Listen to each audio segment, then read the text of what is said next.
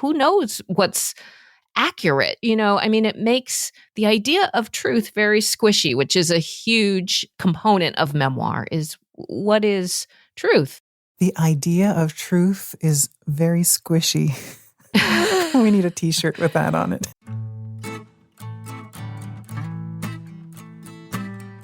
This is Daring to Tell, the podcast where writers read their true stories of personal daring, and then we talk about writing and life.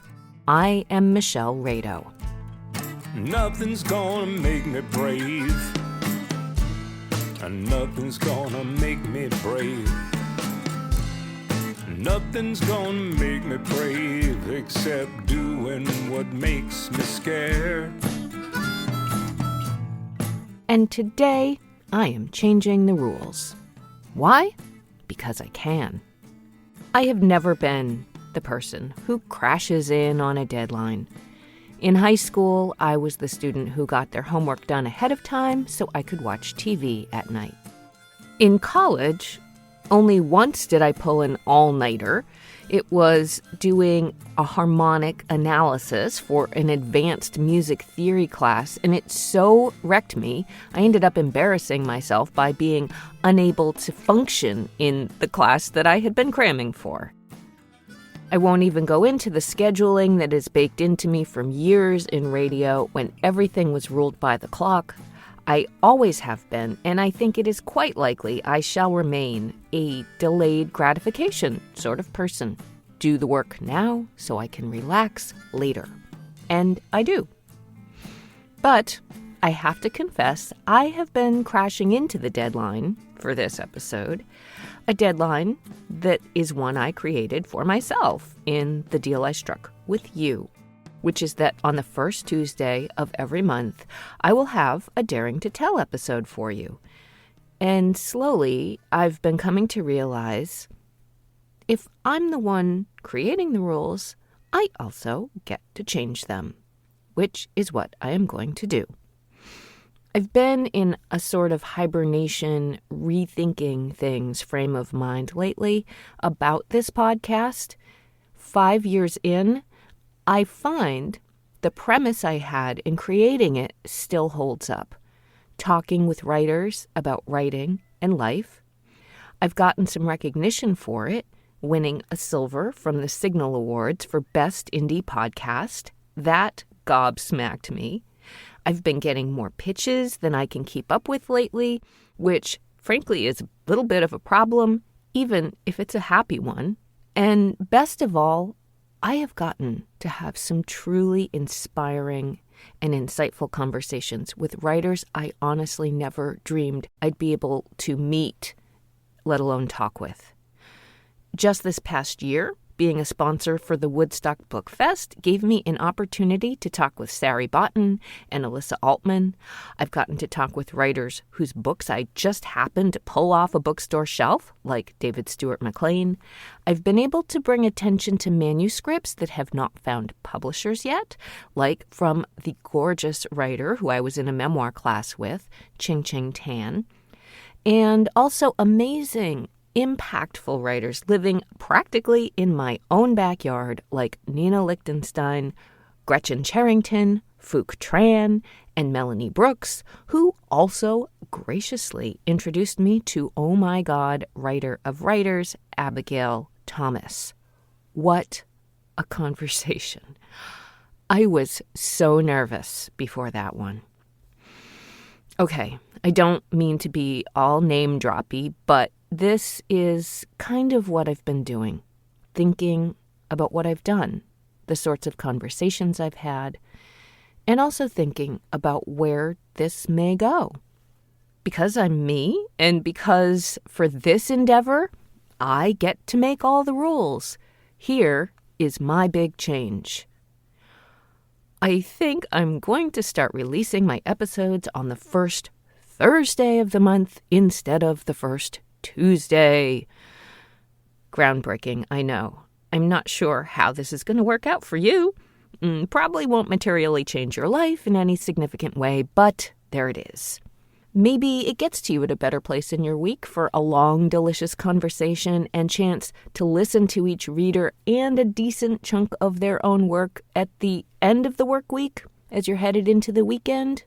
Just fine-tuning, really. Still monthly, still writers on writing and life, still writers reading their work. The reading part remains key to what I do because one thing I've been more tuned into than ever is sound itself and voice and the vibrations that we create that somehow are uniquely ours. I just keep thinking more and more about what it is that's so magical about hearing a writer read their own true story. That is something I don't think I will ever tire of. That's really the biggest news I have, but since I get to change the rules, I'm going to do something else radical for me, and that is to right now urge you at this early point in the episode to go to my website, michellerado.com. Sign up for the Daring to Tell newsletter, the Rado? No, it's the Redo. See, that's a little wordplay there.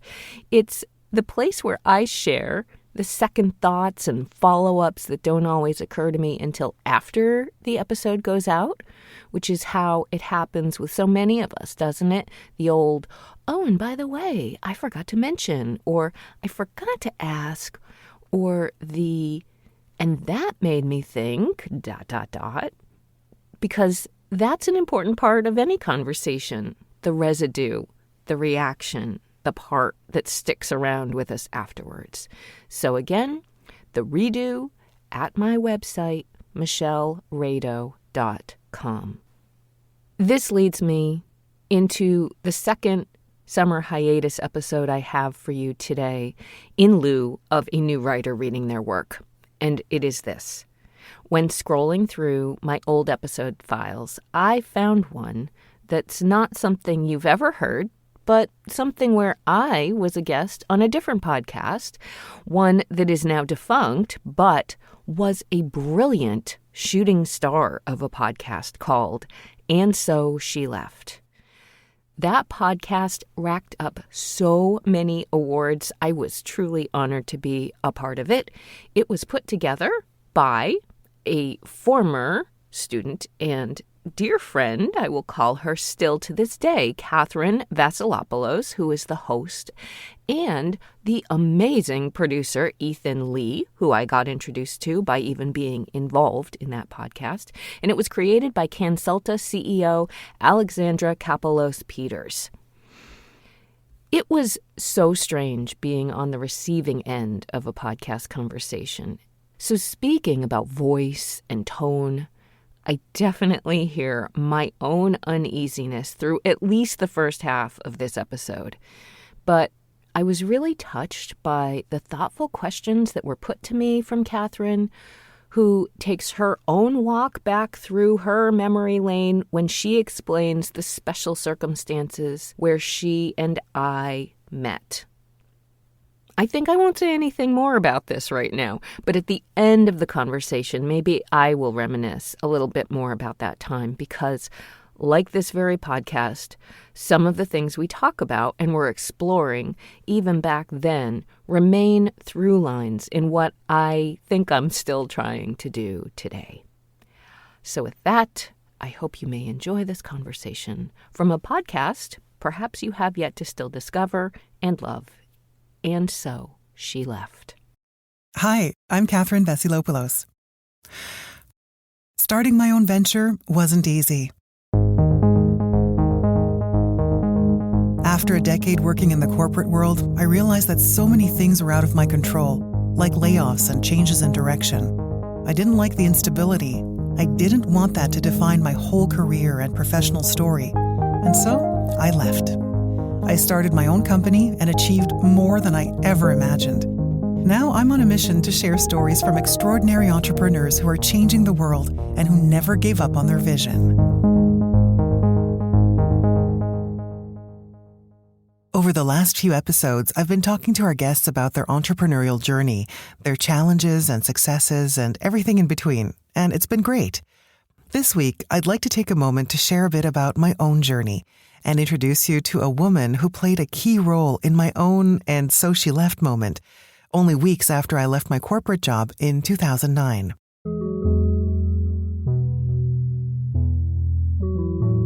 I met Michelle Rado in the summer of 2009 when I was studying audio engineering at the Banff Centre for the Arts in Alberta, Canada. You see, as I was contemplating leaving my corporate job earlier that year, I had applied for a scholarship program at the Banff Centre, never expecting to get in. It was a shot in the dark. And then one day, I received a phone call telling me I was one of the 2 women in Canada who were accepted in their audio engineering scholarship program. That was the parachute I needed to jump. And so I left. I left my family and friends in Montreal and spent the summer in Banff with some amazing artists and residents, audio engineers, and musicians. At the time, Michelle worked as a producer at WGBH in Boston, and she was invited to mentor the students in the program for a few weeks. She showed up when I was at my lowest, when I was homesick and feeling vulnerable socially. She pushed my boundaries and shared personal and professional knowledge with me that made me feel like I was on the right track. She even pushed me to interview Pauline Oliveros, the pioneer of deep listening and an artist in residence at the time. This led me to produce my first radio documentary featuring her life and music, and Michelle was instrumental in helping me air it on NPR later in the fall of 2009. And it was a major stepping stone in starting my company, KVOX Consulting. Today, Michelle generously shares with us her story, how she left the big city just before the pandemic to move to a smaller community in Maine to pursue creativity, writing, and podcasting, and to savor the next phase of life after a successful career in broadcasting. And I'm so honored to have her on the show today. I can't believe it's been almost 14 years to the day since our first encounter. You just never know where life will take you and what friends you will make along the way.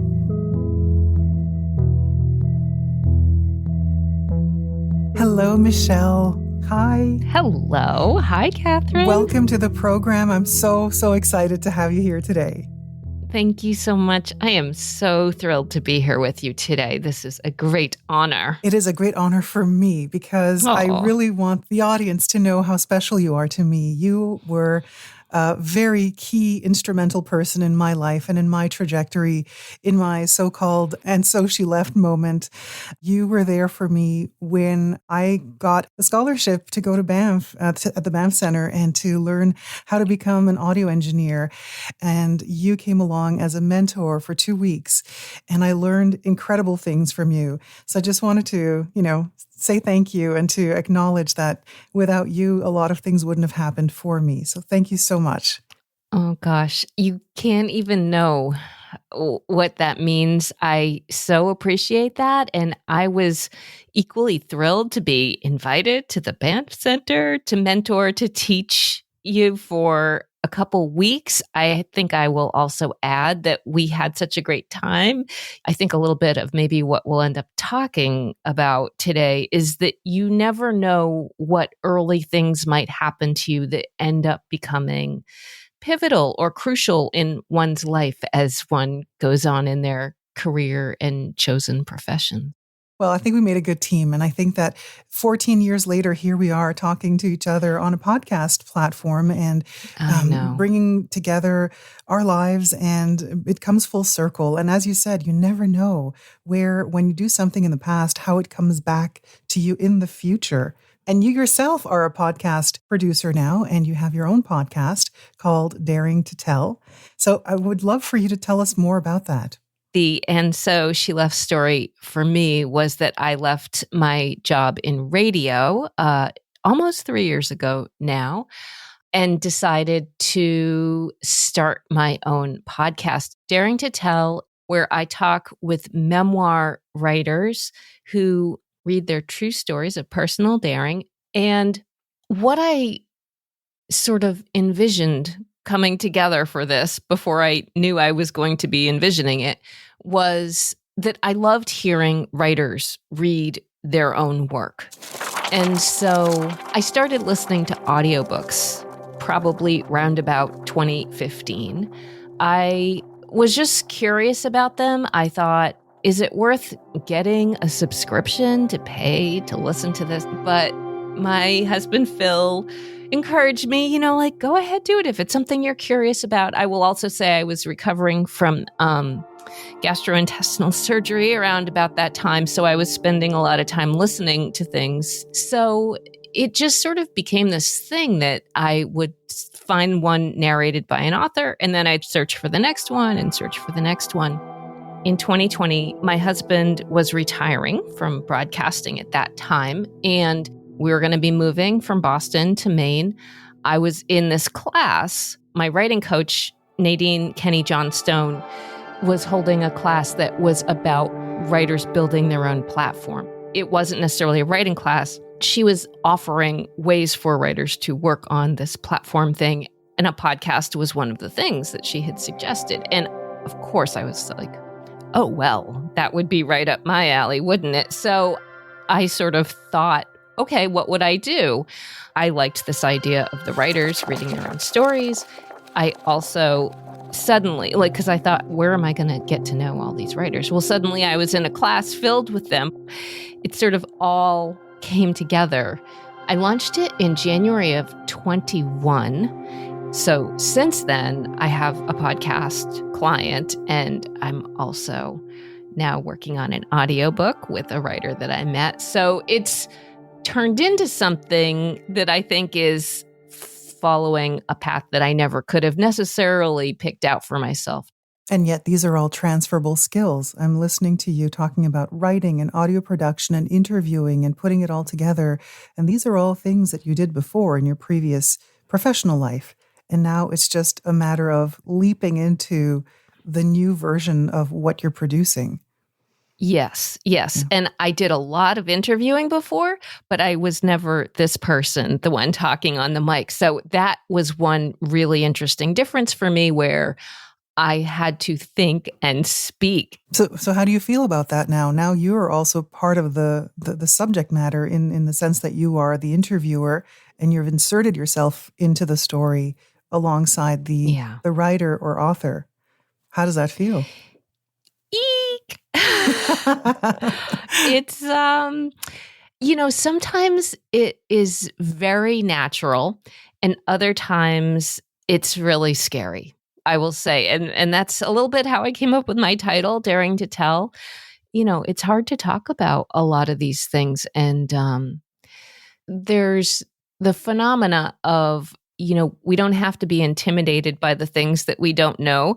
Sometimes I have people that I'm more intimidated by, and sometimes I have people I am less intimidated by. And I think largely the vast majority of writers are exceedingly generous in trying to share and grow. So that's where I try and bring it back to, and my head to not get too I'm talking to this person and I have to get it right. And yet I'm so surprised when I hear you say that, because I don't ever imagine you being intimidated by anyone because of the amount of experience that you have and everything that you've done in your life.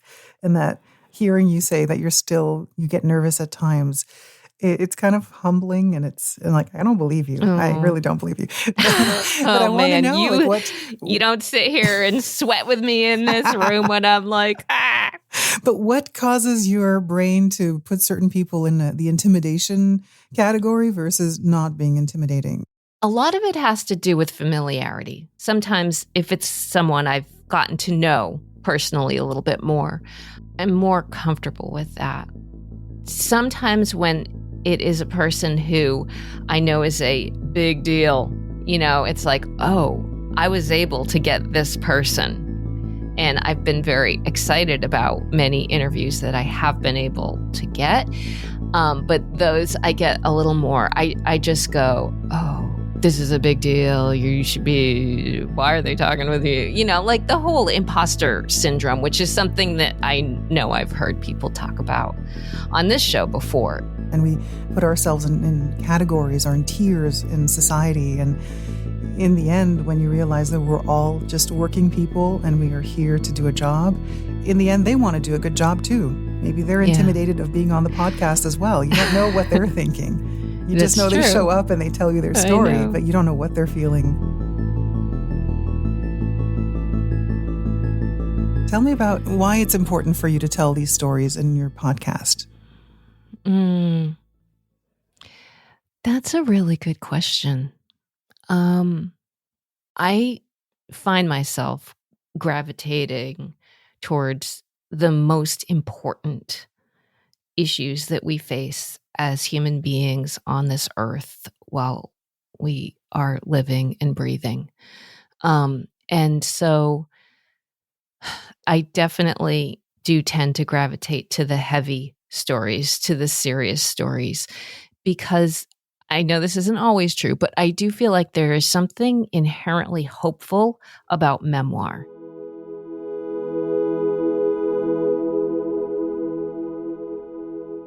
You feel like, well, the person survived to get through and tell their story. I mean, through the act of writing it, you know, something was okay. So I guess the transformative aspect of that is very inspiring to me, how to get through tough stuff.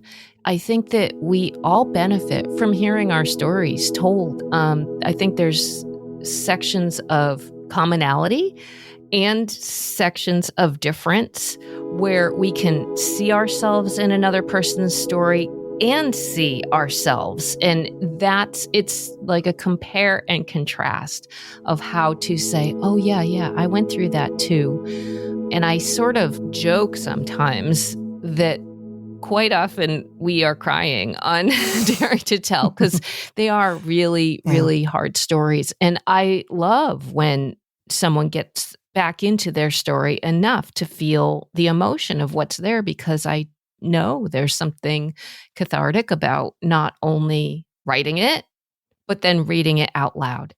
Let me ask you this, though. When you moved to Maine, how was that transition from big city life to then being in a rural area? And tell me about where do you live now? Like, what is it called? So we have called our little farm here Flying Pig Farm. I love it. We have a pig on top of the barn that we have, which used to be filled with livestock, I believe, many, many moons ago, a long time ago. Right now, it holds some paintings and some boxes. Maybe we'll be able to get it to be an artistic space, but we came here to have more space and more time for creative endeavors. We lived in the very heart of Boston, and we were in the big city, and I've always been a city person. So we moved to not rural Maine, but certainly more rural than where we were before. And so I look out at our backyard right now, which the lawn needs mowing. There's wildflowers growing everywhere. I was just, before we signed on, I was watching these 2 bluebirds and some tree swallows fighting it out over these bluebird boxes that we have in our backyard. This is all to say, I have learned so much about rural life, and I have barely scratched the surface. I mean, we're very close to all kinds of conveniences. But when we moved here, I started a newsletter. It started off every Friday morning. I would sit down and something would pop up about what had happened this past week. And many of them revolving around either household things going awry or bugs, which is one of the themes that I can't get away from. I really still obsess over bugs. Like, why am I so bug phobic? Which bugs have I started to try and become friends with, and which ones? I know. I'm cracked up because it's so funny. When you do move to a new place, you get to know the new bugs in the area. Yeah, I know. I had never seen a stink bug before. I will say I'm very thrilled that what I have not seen here is those nasty centipede, the one with those beige colored egg. Ugh, yeah, I don't want to think about it. I loved your stories about the repairmen coming in and out of the house. Oh my God. I know. I felt like they were all of my new friends. I'm like, oh, is it Steve? Or there's like, oh, your oil tank is about to rust through. And all those things. I loved reading those weekly things because it kept us connected to what you were going through and the little details that you would include, like the mouse or the little jogs that you would take out on the streets and get to know some neighbors. And it felt like I was there with you. So I enjoyed that so much. Well, I was going to say, I think that you hit on a few key things. One is, who am I writing to? Because it's sort of like that question, who is our audience? And my audience, I knew them. So they were friends and colleagues and people who had followed me. And it was very specific. And I think I also hit on something that gives me a lot of momentum and energy, which is usually like sort of waxing about something I'm slightly freaked out about and obsessed over, doing something totally new, which was moving to a place that I never imagined, not being a city person. So that was a big part of it too. And writing to people who I could imagine telling them what was going on in our lives as we were building a business for myself, even though I wouldn't have said that much at that point. And so now that you're there, do you find that you found your creative space? Do you find that there is this haven? Yeah.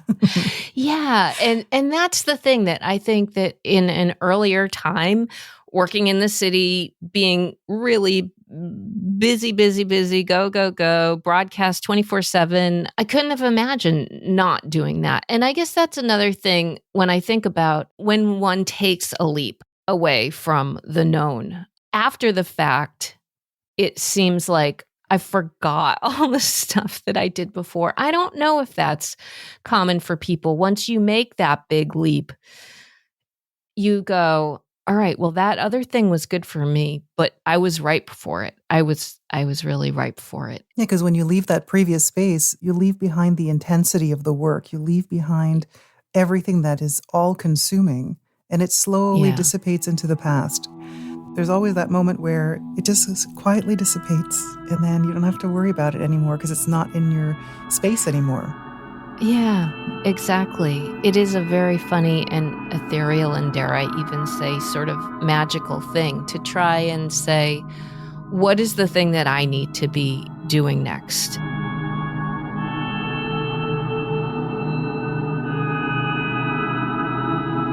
How do you make things yours? Because you make a leap, but then you have to make it yours. I like how you phrase that. That was also scary.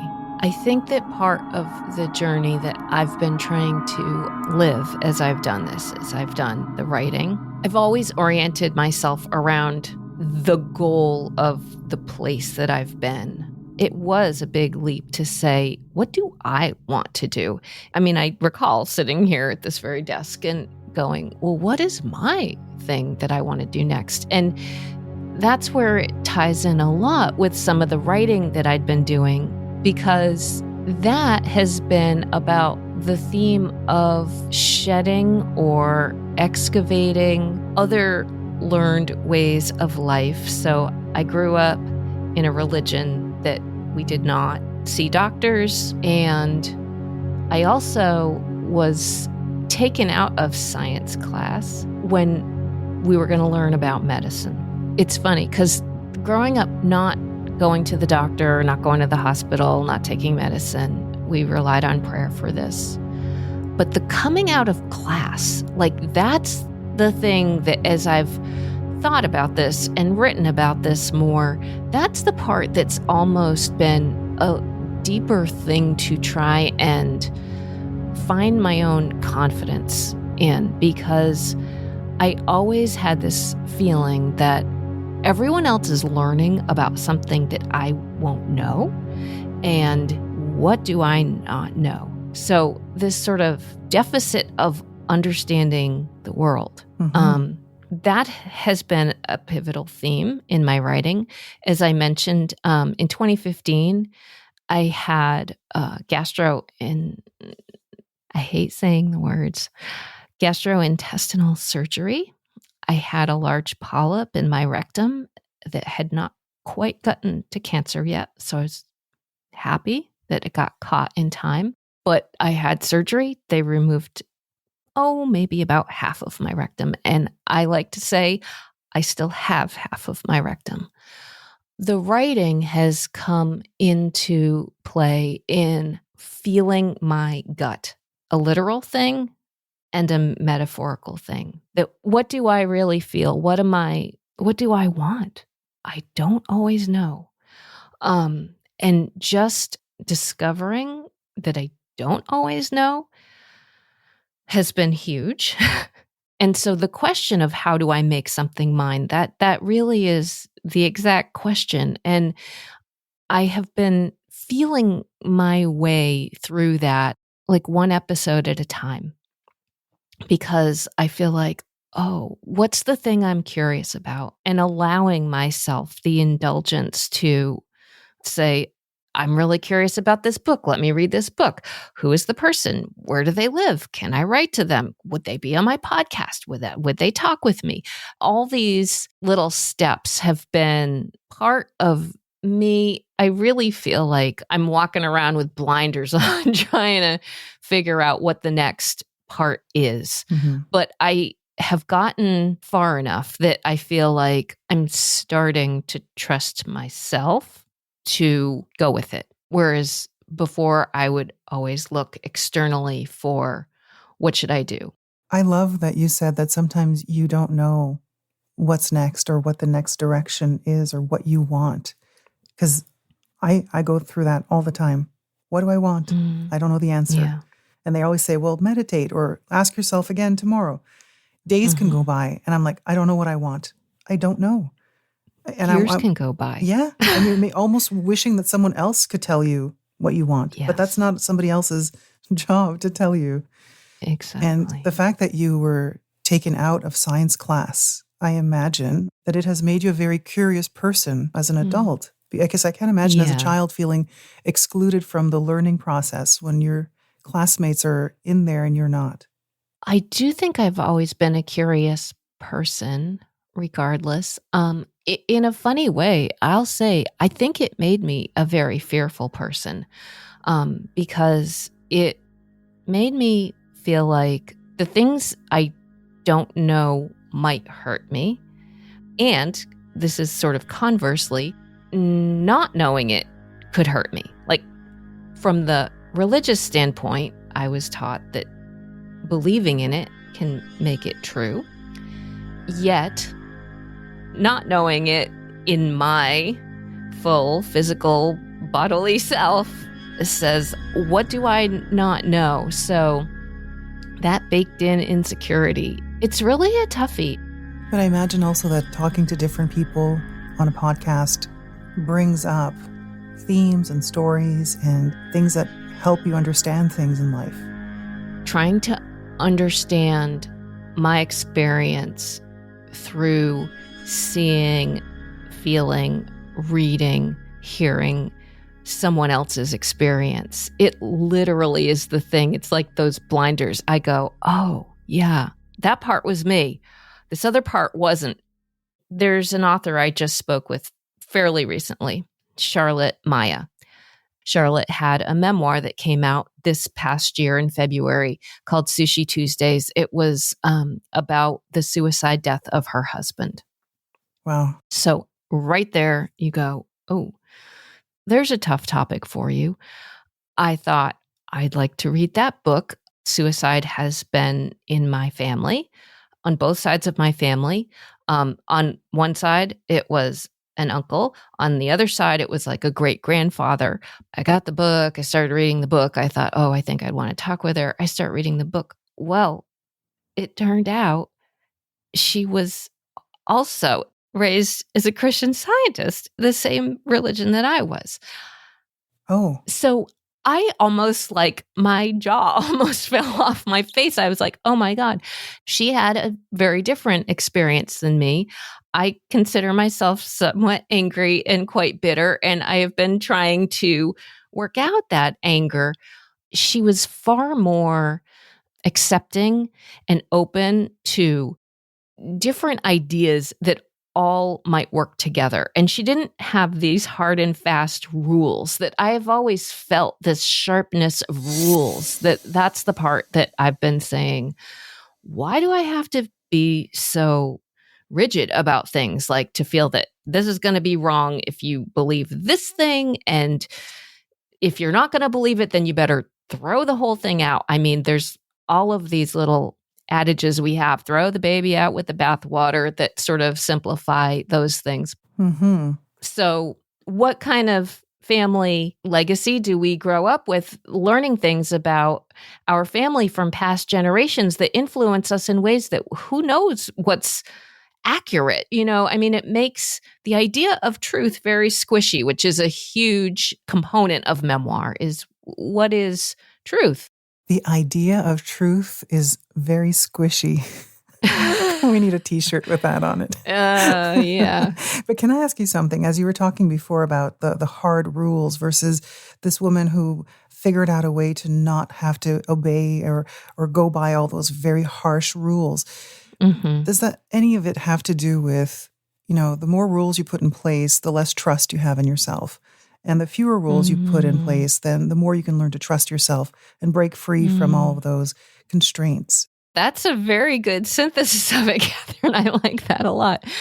Yeah, I think that the rules help us kind of stay in line, but I think it just becomes a lot more confusing when we have to ask ourselves, what is the right thing for me? And you might not know something's not until you've sort of stumbled off the path for a little bit and find yourself covered in ticks. Can we just... Are you thinking about your gardening? I'm thinking about the gardening. I know. The ticks are the nemesis here in Maine. Yeah, I think that to figure out what the lived truth is, what the personally applicable truth is, I've always been so strongly attuned to the idea of how can you know any answers without understanding circumstances? The circumstances dictate so much, and something that's the right choice in this circumstance might be totally wrong in another one, but makes sense in yet a third. So my writing is to try and figure out how that might apply to me as I go forward. And the podcast is sort of the creative endeavor to help guide me, to put me on a path towards doing something where I think I can really help people do, like I had asked Charlotte, I said, so I noticed you don't have an audiobook. Were you going to read one? And she said, oh, I really want to read my own audiobook. And we had a discussion about it. And I was like, little Miss Insecurity over here. I said to her, if there's anything I am 100% confident about, it's that you will be the perfect voice for your own audiobook. You should do that. So it's funny when you're someone who maybe you realize part of what you love doing is helping other people do their thing. I don't know how much you relate to that, but I relate in that I would love hearing the story of what makes them happy and what has made them go from one thing that was a stepping stone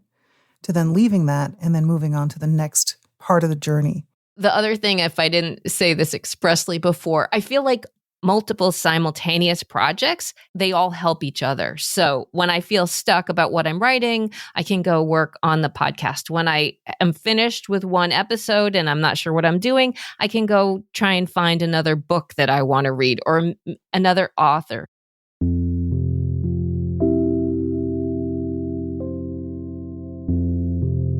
Can I tell one little Catherine story I was thinking of? Sure. When I was thinking about talking with you and about bravery and about my runs that I go on and would go on that you've read about in those newsletters. We met in Banff. It was July. It was light until at least 10 o'clock at night. And you lived where the students lived in the student housing there. And you had to walk through like some wooded areas to get to where we were. And you were talking about the bears. And I was thinking many four-letter words. You have to be scared of bears. And you said, I just make all this noise. I sing. I'm really loud. I walk through the woods singing to myself. Well, one of my newsletters where you might recall, a neighbor had told me she saw something that she thought might have either been like a bobcat or a lynx or some wildcat, like right. And she told me this when I was about as far away from my house as I could have been. I put Jingle Bells on my sneakers for like a week after that. And then I'm sure my neighbors all thought I was insane. They probably still do. But I thought, oh, I've got to be just like Catherine. I'm going to make as much noise as possible. I often have my headphones on and I'm singing loud anyways, when hopefully no one is listening. Who knows? That's the best. But I always remembered that. I love that you remember that. Yeah, I still I sing to myself all the time just to keep things interesting.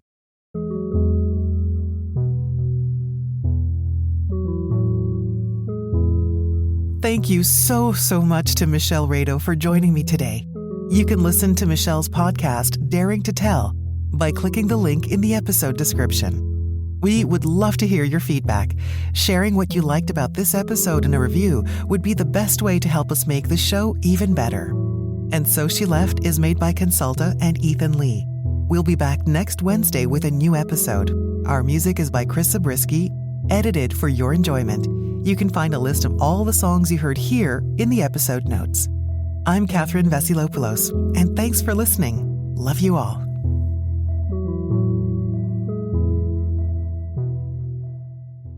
That episode came out in June of 2023, so basically add 2 years to each of those markers that Catherine and I were talking about. That time in Banff, wow, it was so otherworldly to me. I remember after long flights and then a long drive from Calgary into Banff, seeing all those mountains and feeling vertigo from being inside such a dizzying and different landscape. Not to mention the lightheadedness because of the elevation and the fact that even by 11 at night, there was still light in the sky. It was totally different than anything I had ever experienced before. Just a full experiential purge.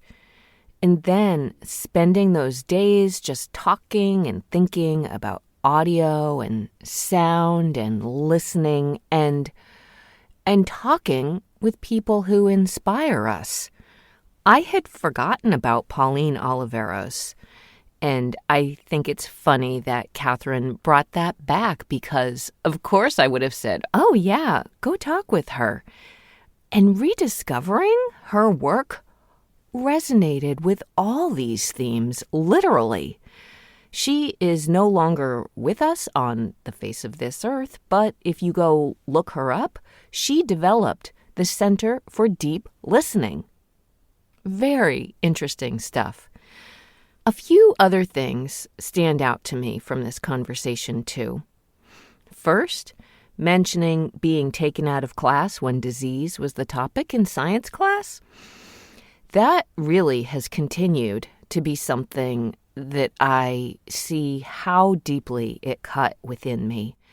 Something that seems like such a small action. Taken out of class because of perceived offensive, inappropriate, unapproved information, whatever you want to call it. It's a big deal. Second, something that also really surprised me, mentioning sharpness of rules. When I started thinking about what I wanted to say at the opening of this episode about changing the rules, I didn't know or remember that that was part of this episode. I thought I was coming up with this brand new thing, so that's kind of funny. Last is the ongoing question of what's next. I actually know at this very moment 2 writers who you will hear coming up on new episodes, each with a brand new book, one author, very established, the other with a debut memoir, one about traveling the globe and discovering an inner world, the other a contemplation on perfection and imperfection through pottery. I can't wait to share these with you. A reminder about my newsletter. Yes, the outgrowth of that one I was talking about with Catherine. Sign up for it free at my website, michellerado.com. Also, be sure to follow this podcast in your podcast app of choice so that it will automatically pop up on the first Thursday, yes, the first Thursday of each month. A special thanks again to Catherine Vasilopoulos, Ethan Lee, and Alexandra Kapelos Peters for And So She Left. As always, a giant smooch of thanks to my singer-songwriting husband, Phil Rado, for all the music that you hear in each and every episode. And most and best of all, my thanks to you for daring to listen. I'll catch you in September. And nothing's gonna break my fall. There's nothing in the protocol. It's like swimming up waterfall or taking away the ground. Taking away the ground. It's like taking away the ground.